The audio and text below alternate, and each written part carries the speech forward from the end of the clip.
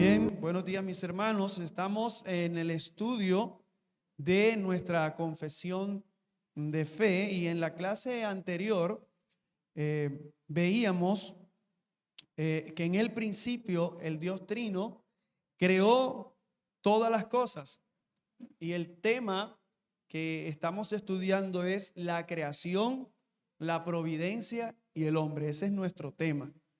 La creación, la providencia y el hombre. Y en particular estamos estudiando a ese Dios creador que gobierna todas las cosas. El Dios creador que gobierna todas las cosas. Y eso veíamos, que el Dios Trino creó de la nada el universo y todo lo que existe es por su poder, es por su palabra y es para que nos gocemos de la creación, para que encontremos deleite en la creación. Eso era lo que hablábamos. Decíamos que aunque la creación fue afectada por la caída, sigue siendo para con nosotros revelada por la grandeza de Dios. Decíamos eso, que los cielos cuentan, ¿verdad?, de la gloria de Dios. El firmamento anuncia la obra de sus manos, parafraseando el Salmo 19. Y veíamos de esa grandeza de Dios que ha sido revelada para con nosotros, esa creación que Dios nos ha dado. ¿Pero para qué? Y decíamos que es para ser administrada, para ser disfrutada, para cuidarla. Pero todo esto es para la gloria de nuestro Dios. Mis hermanos, la creación, como lo hemos dicho, proclama la gloria de Dios. No somos productos del azar. Dios nos hizo a su imagen. Y en Cristo es aquel que redime y restaura el señorío humano. En Cristo, mis hermanos, encontramos el verdadero significado de lo que nosotros somos. En la mañana de hoy vamos a seguir estudiando el Dios creador que gobierna todas las cosas, parte 2, y vamos a ver lo que creemos como iglesia. Así que creemos que Dios como creador supremo, Dios está separado de todo lo que Él ha hecho y es trascendente. Como Señor soberano, Él está presente con su creación para sustentar todas las cosas, gobernar todas las criaturas y dirigir las circunstancias de acuerdo con su santa y amorosa voluntad.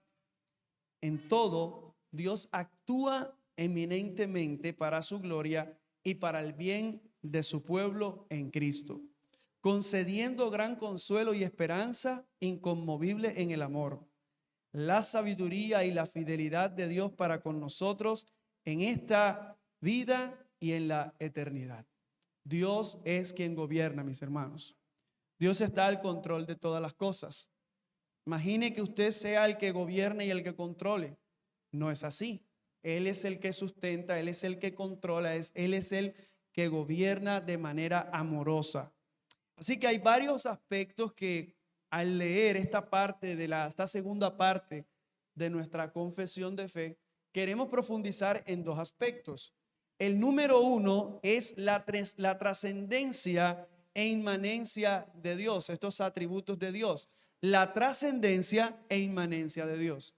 Y el segundo aspecto es el gobierno providencial de Dios, la providencia de Dios. Número uno, entonces, la trascendencia e inmanencia de Dios.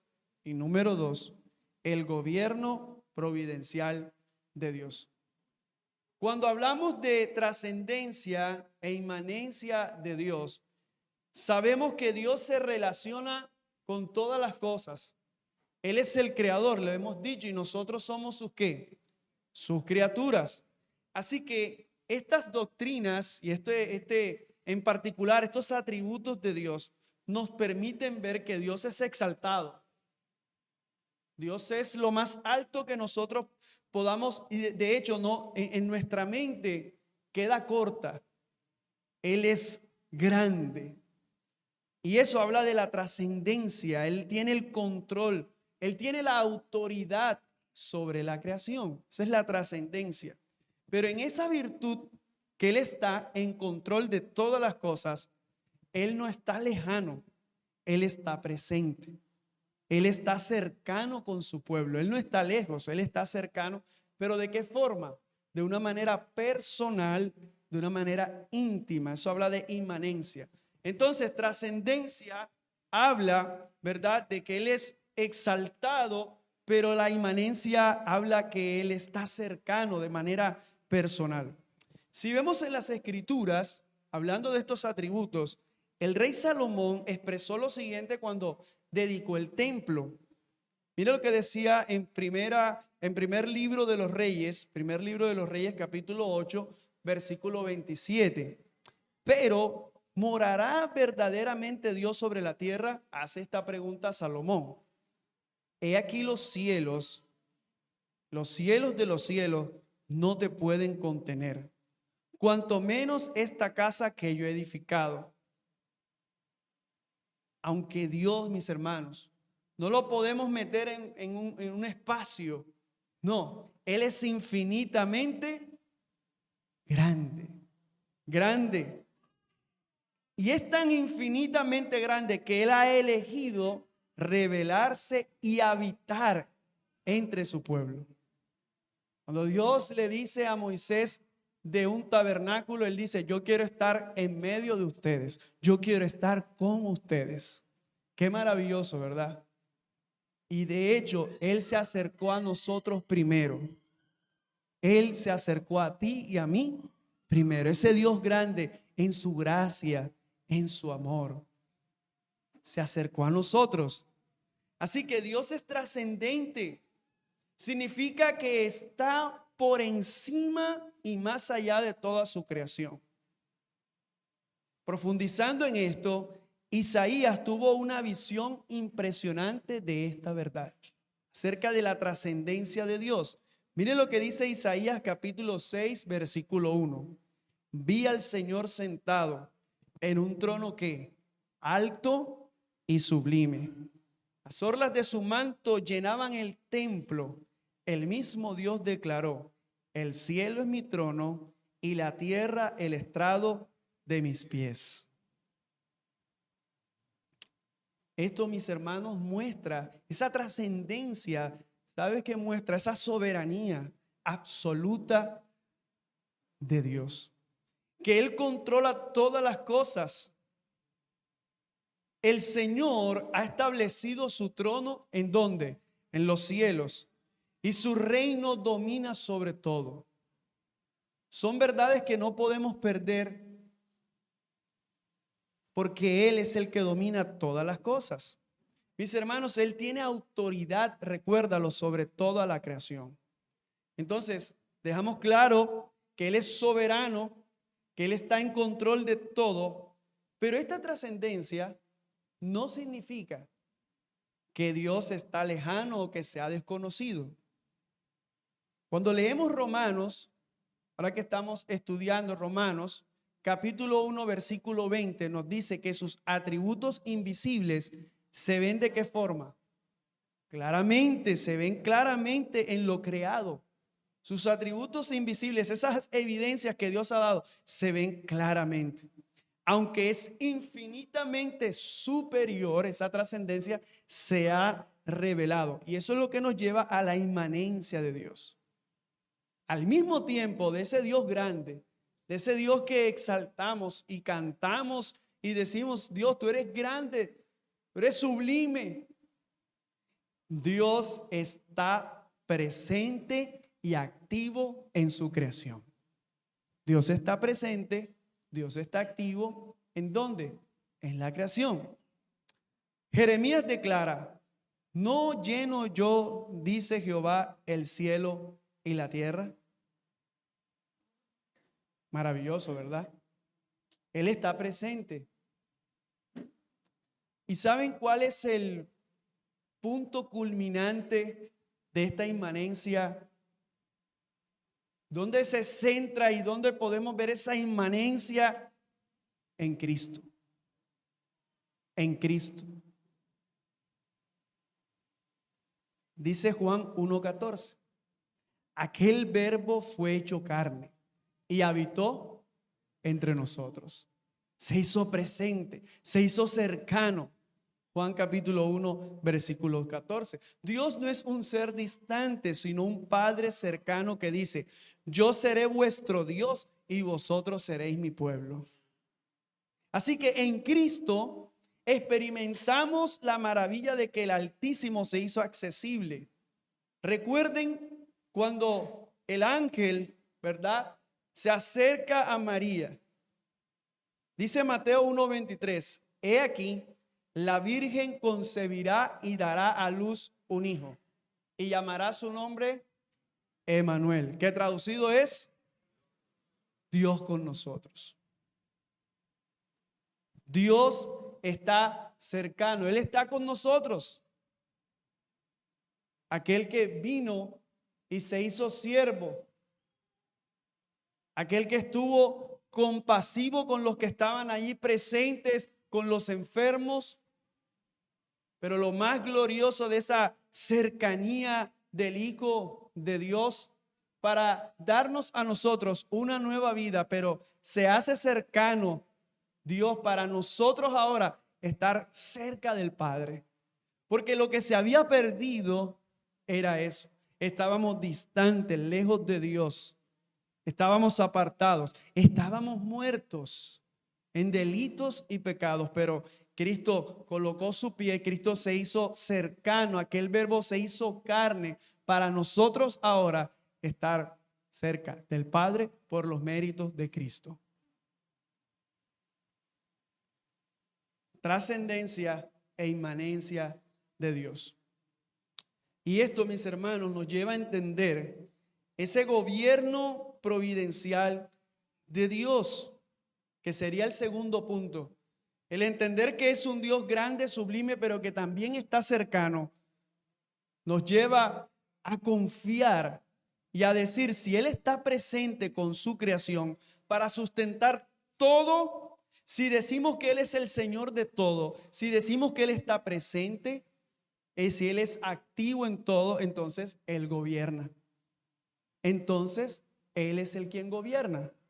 Y ese es nuestro segundo punto, hablar del gobierno providencial de Dios, de la providencia de Dios. Así que la providencia de Dios, ¿qué es la providencia de Dios? Es su gobierno amoroso y soberano sobre toda la creación. Está sustentando cada detalle de esta. No es un Dios distante, sino activo en su obra. Hebreos 1:3 dice, Él sustenta todas las cosas con su palabra poderosa. Las Escrituras revelan que en Él vivimos, nos movemos y existimos. Desde la creación hasta la redención, Dios obra con propósito. Él hace todas las cosas según el designio de su ¿qué? Voluntad.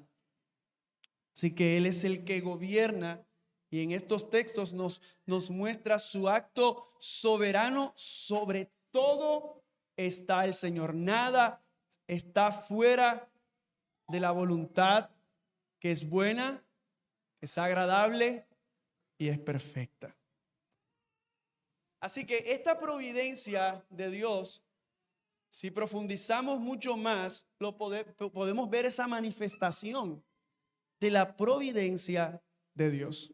Ya hemos hablado de la providencia de Dios como ese gobierno amoroso, de esa voluntad de Dios sobre todas las cosas, pero podemos ver esa manifestación de la providencia de Dios en tres aspectos. Y el número uno es que la manifestación de la providencia de Dios está sobre la naturaleza, en la naturaleza. ¿Por qué? Porque Dios cuida de su creación. El Salmo 145, versículo 15 dice, los ojos de Dios te esperan y tú les das comida a su tiempo. O sea, los animales están al cuidado del Señor. El Salmo 147, 9 dice, Él da al animal su alimento y a los hijos del cuervo cuando claman. Él está cuidando de su creación. Y Jesús, hablando de la manifestación en la naturaleza de la providencia de Dios, Jesús usa este ejemplo. Si Él está al cuidado ¿verdad? De su creación, de los animales, de todo. Jesús dice esto. Miren que en el Salmo Él dice que Él da el alimento a los animales y a los hijos del cuervo. Y Jesús, mire lo que dice en Lucas. Consideren los cuervos que no siembran ni cosechan, pero Dios los que, ¿cuánto más valen ustedes que las aves? Eso nos llama a confiar. Él está cuidando, es la providencia de Dios sobre su creación, sobre la naturaleza, cuánto más a nosotros que hemos sido creados por el Señor. Él está usando esto. Así que Dios, su manifestación en la providencia está en el cuidado, en la naturaleza. Pero podemos ver un segundo aspecto acerca de esa manifestación de la providencia de Dios. Y es en la historia y la vida humana. Lo recalco, mis hermanos, nada escapa del control de Dios. Nada. Podemos leer algunos textos que sustentan esto y están en nuestra confesión. El Proverbio 16, en Proverbios 16:9 dice: el corazón del hombre planea su camino, pero el Señor dirige sus pasos. Tú puedes planear, pero el Señor está en control de eso que tú planeaste. Él está al control de eso, ya eso fue decretado. Es quien Él está dirigiendo todo. Mis hermanos, aún en el sufrimiento, a los que aman a Dios, todas las cosas les ayudan ¿a qué? A bien. A los que aman a Dios. Y miren, Pablo hace esta declaración con una absoluta convicción, inspirado por el Espíritu Santo. Dice: sabemos que para los que aman a Dios, todas las cosas cooperan para bien. Y mis hermanos, esto no es una esperanza vaga, sino es una verdad inquebrantable. Dios gobierna cada detalle de la vida, pero ¿para qué? Para cumplir sus propósitos. Para cumplir sus propósitos. Y sus propósitos son perfectos, sus propósitos son eternos. En contraste de la mentalidad del mundo que reduce todo al azar, a la suerte, vemos por la Escritura que la Biblia revela un Dios activo en todo, cuyo control soberano abarca desde lo más pequeño hasta lo más grande. Mateo lo dice de esta manera en el capítulo 10, versículos 29 al 31. No se venden dos pajarillos por un cuarto, y sin embargo, ni uno de ellos caerá a tierra sin permitirlo vuestro Padre. Sigue el 30. Y hasta los cabellos de vuestras cabezas están contados. Los cabellos de nosotros están contados. Mira esa soberanía y ese control que Dios tiene de nosotros. Y no solo los cabellos, todo nuestro ser, Él lo conoce. Y dice Él: así que no temáis, vosotros valéis más que muchos pajarillos. Está el control de eso que es pequeño, un pajarito. Pero si miramos aún lo más grande, cuando el profeta Daniel en el capítulo 2, versículo 21 dice: Él cambia los tiempos, Él cambia las edades, Él quita reyes y pone reyes. Él da sabiduría a los sabios y conocimiento a los entendidos. Y a veces queremos buscar respuestas a todo. ¿Por qué este presidente? ¿Por qué este alcalde? ¿Por qué este gobernador? Dios ha decretado. Es su gobierno.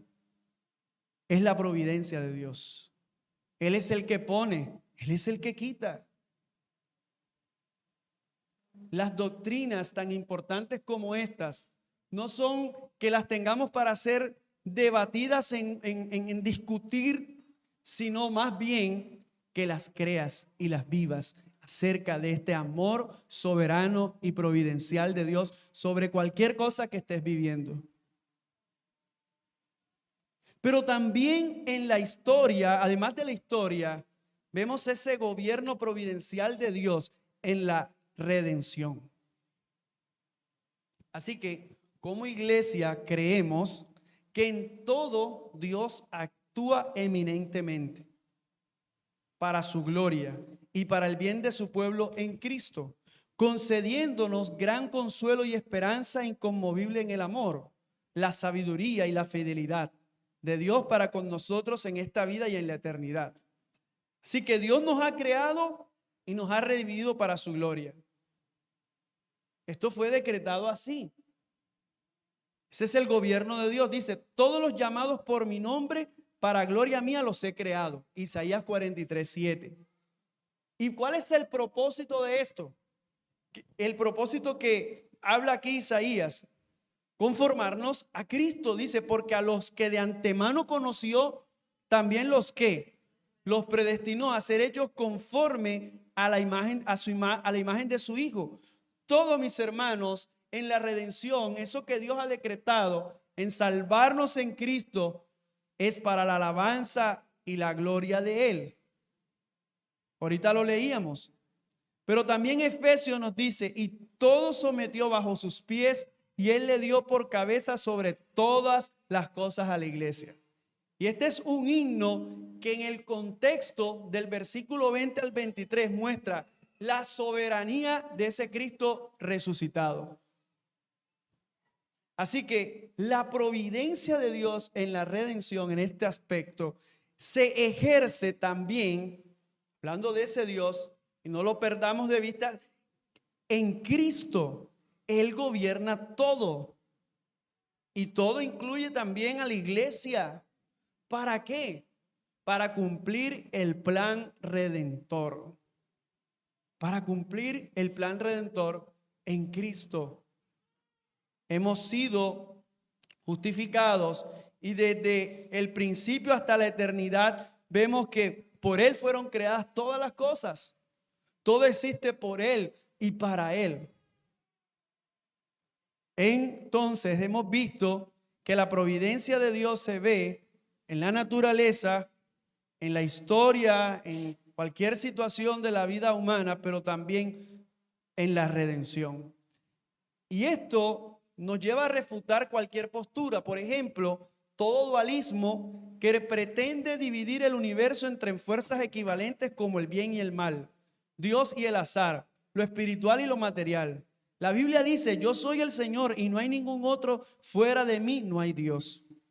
Así que el relato bíblico no presenta un Dios que está luchando contra poderes independientes, sino un Señor soberano. Algunos han interpretado como la guerra espiritual, como que Dios, Cristo, Satanás, como si pudiéramos ver que Satanás es el adversario que sabemos que es el acusador de los hermanos, pero no hay ningún adversario contra Cristo. Él es poderoso. Él es poderoso. Así que no hay tal cosa, porque Él es soberano incluso sobre lo malo. Job 2:6 dice, y el Señor dijo a Satanás, he aquí, Él está en tu poder, solo respeta su vida. O sea, Dios, mis hermanos, no comparte su soberanía porque hasta Satanás está bajo su control. Satanás está bajo su ¿qué? Su control. Salmo 103:19, el Señor ha establecido su trono en los cielos y su reino domina sobre todo. Dios no comparte, mis hermanos, su soberanía con un principio del mal. Nada escapa del gobierno de Dios. Contra el materialismo, el naturalismo, que se reduce todas las causas naturales, recuerda, Él sustenta todas las cosas con la palabra de su poder. Mis hermanos, la Biblia no se adapta a teologías que limitan la sabiduría humana para exaltar una autonomía absoluta, lo que propone el libertarismo o el llamado teísmo abierto. El corazón del hombre, recuerden, planea su camino, pero Él es el que está determinando sus pasos. Dios no va a competir con la libertad humana. Dios ha decretado todas las cosas. En Hechos nos dice algo particular, capítulo 4, versículos 27 al 28. Verdaderamente en esta ciudad se unieron para hacer cuanto tu mano y tu propósito habían predestinado que sucediera. Si algo sucede es porque Dios así lo ha decretado. El teísmo abierto dice que Dios no conoce decisiones futuras y libres. Qué error, ¿verdad? Si Dios no conociera el futuro, no podría garantizar que todas las cosas cooperan para bien. Repito, si Dios no conociera el futuro, no podría garantizar que todas las cosas cooperan para bien. Mis hermanos, la verdadera libertad humana no es una autonomía absoluta. Hemos sido libres del pecado para cumplir los propósitos de Dios. Esa es la verdadera libertad. Por eso podemos, y esto nos quiere decir es que algunos, ¿verdad? No es hacer lo que yo quiera, sino hemos sido libertados del pecado por Cristo para vivir según el diseño de Dios. El texto dice en Juan, si el Hijo los hace libres, ustedes serán verdaderamente libres.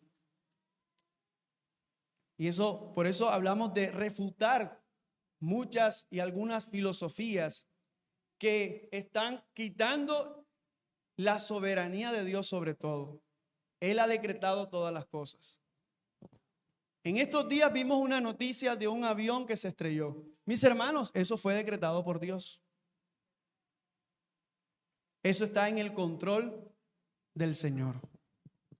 Y eso lo que nos permite ver es la fragilidad, ¿verdad?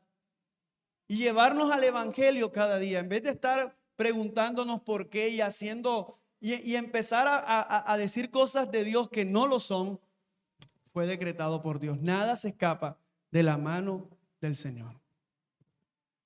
Mis hermanos, y esto, ¿sabes a qué nos lleva? A ver un fruto práctico de comprender la providencia de Dios. ¿Y cuál es ese fruto práctico que nos muestra la confesión? Es el consuelo y la esperanza de la providencia. Cuando enfrentamos el dolor, la providencia nos da una perspectiva eterna. Romanos nos dice en el capítulo 5, versículo 3 al 5, él se le enseña que las tribulaciones que producen carácter probado y esperanza. Así que en esta providencia de Dios nos encomendamos al fiel Creador. ¿No hemos leído esa promesa para con nosotros que dice que el que comenzó en vosotros la buena obra la perfeccionará? Pablo declara, si Dios es por nosotros, ¿quién contra nosotros? Porque Él es el que está al control, Él es el soberano. Este es el consuelo que encontramos en Él. Aún en lo incomprensible, ¿por qué se cayó el avión? No lo sé. ¿Por qué esta enfermedad? Pero confiamos en que Dios está cumpliendo un propósito. José testificó, Génesis 50:20, vosotros pensáis de hacerme mal, pero Dios lo tomó en bien. Aún el mal humano, mis hermanos, está bajo el gobierno soberano de Dios. Judas 24 dice, cerrando con una promesa gloriosa para con su iglesia, Cristo es poderoso para guardarlo sin caída. Hermano, esa es la providencia de Dios. Ese consuelo que tenemos en Él. No se trata de una teoría abstracta, sino el abrazo del Padre que nos sostiene en cualquier dificultad, en cualquier dolor que estemos viviendo. Así que nosotros como creyentes debemos vivir, al ver estas doctrinas de esta trascendencia, esa inmanencia de Dios, y ver esta providencia de Dios que podemos seguir estudiándola y cada vez más te expones a la palabra de Dios y esto te va a hacer vivir confiado. Imagínate andar siempre con dudas y preguntas. ¿Por qué esto? ¿Por qué lo otro? Confía en la providencia de Dios. Esto nos lleva como creyentes a adorar porque todo existe para su gloria. Esto nos lleva a nosotros ¿a qué? A confiar. Pues su amor nunca falla.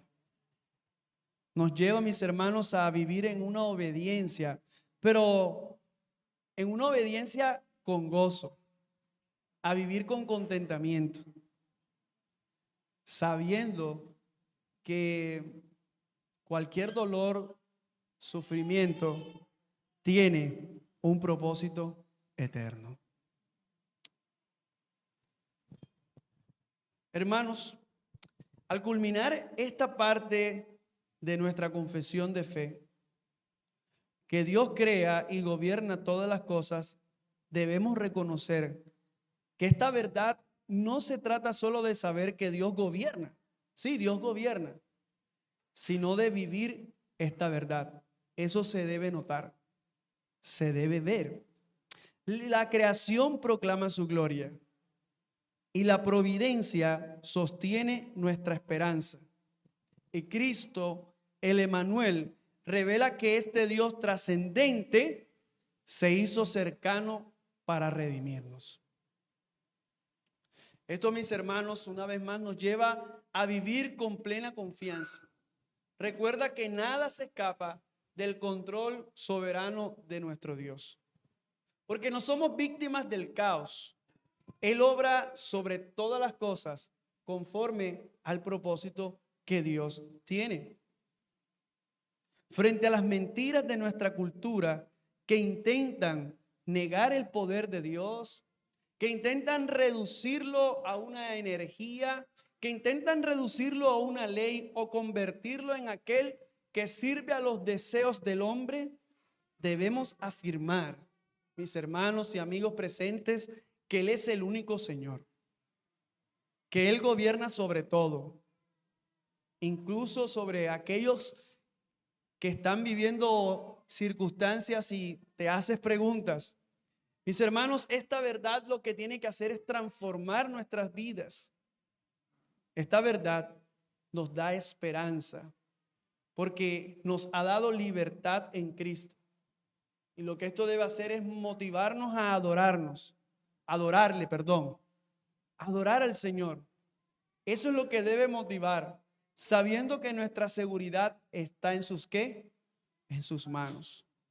Somos hijos de un Padre que todo, absolutamente todo, está sostenido con su amor, con su poder y su soberanía. Descansemos, mis hermanos, en la providencia de nuestro Dios. Vamos a orar.